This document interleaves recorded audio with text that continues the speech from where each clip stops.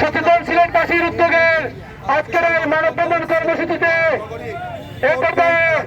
বক্তব্য নিয়ে আসছেন সিলেটের পরিচ্ছন্ন রাজনীতিবিদ বাংলাদেশ জাতীয়তাবাদী দল বিএনপি সিলেট মহানগর শহর সংগ্রামী সাধারণ সম্পাদক জনতা জনাব এমদাদ হোসেন চৌধুরী। বক্তব্য নিয়ে আসছেন জনতা জনাব এমদাদ হোসেন চৌধুরী।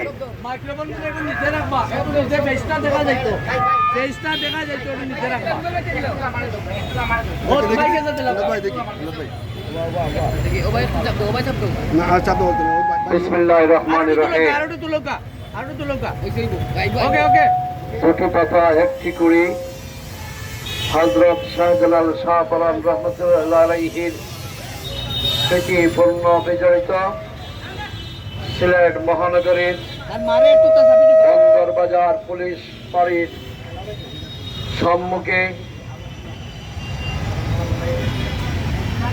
সিলেটের সবচেয়ে আলোচিত হত্যাকাণ্ড রায়হান হত্যাকাণ্ডের প্রধান আসামি জামিন পেয়ে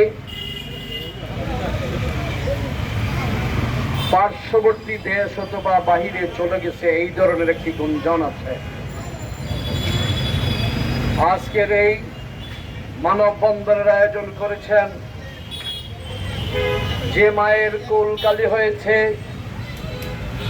যে মায়ের লালন পালন করে বড় করেছিলেন, যে মার গর্ভে 10 মাস 10 দিন গর্ভধারণ করেছিলেন, সেই রায়হানের মমতাময়ী মা মানববন্ধনের আয়োজন করেছেন। ওনার মানববন্ধন করার আয়োজন করার কথা ছিল না। আজকে যখনই শুনেছেন যে ওই বন্দর বাজার পুলিশ ফাঁড়িতে আজ থেকে 4 বছর 8 মাস পূর্বে পুলিশি হেফাজতে নির্মমভাবে লাঠি পিটা করে প্লাস দিয়ে পায়ের আঙ্গুলির নখ, হাতের আঙ্গুলির নখ উপড়ে ফেলা হয়েছে, নির্মমভাবে নির্বিচারে 4.5 ঘন্টা থেকে 5 ঘন্টা নির্যাতন করে তাকে হত্যা নিশ্চিত করে তারপরে হাসপাতালে প্রেরণ করা হয়েছিল। তারই প্রতিবাদে তৎকালীন সময়ে এই সিলেটের সর্বস্তরের জনগণ রায়হানের পরিবার এবং রায়হানের মার পাশে দাঁড়িয়েছিল, আন্দোলন সংগ্রাম করেছিল।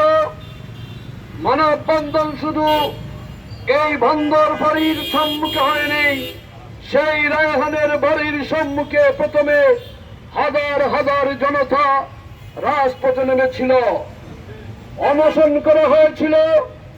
দীর্ঘ এই আন্দোলন সংগ্রামের ফসল হয়েছিল আকবর যখন বাংলাদেশ থেকে পার্শ্ববর্তী দেশে পালিয়ে যাওয়ার প্রাক্কালে তাকে গ্রেফতার করা হয়েছিল।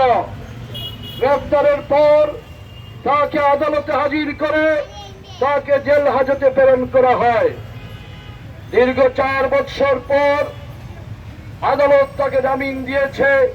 আদালতের এখতিয়ার জামিন দেওয়ার আছে। আমরা জামিনের বিরোধিতা করব না। আমরা আদালত যেটা করেছে আমরা সেটা বলবো না ভুল করেছে। আইনজীবী যার পক্ষে দাঁড়িয়েছেন, আইনজীবীর কাজ হলো মক্কেলের পারপাস সার্ভ করা, সেটা হচ্ছে আইনজীবীর কাজ। আমরা কাউকে দোষারোপ করব না। কিন্তু একটি কথা হচ্ছে, জামিন পেয়েছে, বাংলাদেশ থেকে যেন সে পালিয়ে না যায়, সেই ব্যবস্থা সরকারের দায়িত্ব। এবং বিশেষ করে স্থলপথ, নৌপথ, বিমানপথ সকল ইমিগ্রেশনে যেন যাতে সে দেশ থেকে পালিয়ে যেতে না পারে, সেই ব্যবস্থাটুকু সরকার করতে হবে।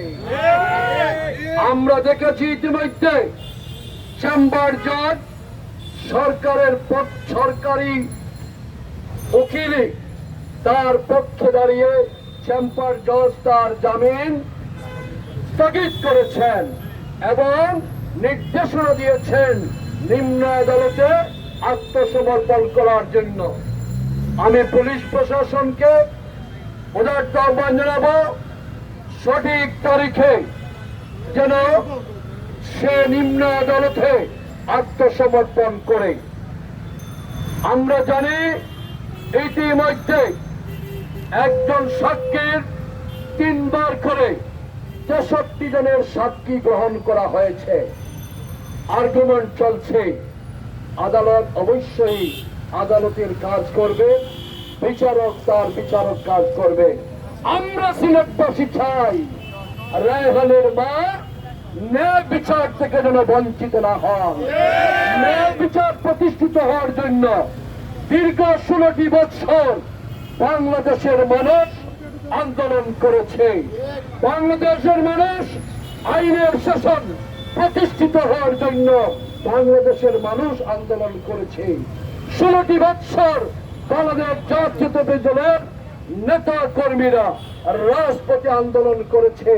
মানুষের ভোটের অধিকার, আইনের শাসন, কথা বলার অধিকার, বিচার বিভাগ স্বাধীন। আমরা চাই সেই বিচার বিভাগ স্বাধীন থাকবে। আদালতে আইনজীবীরা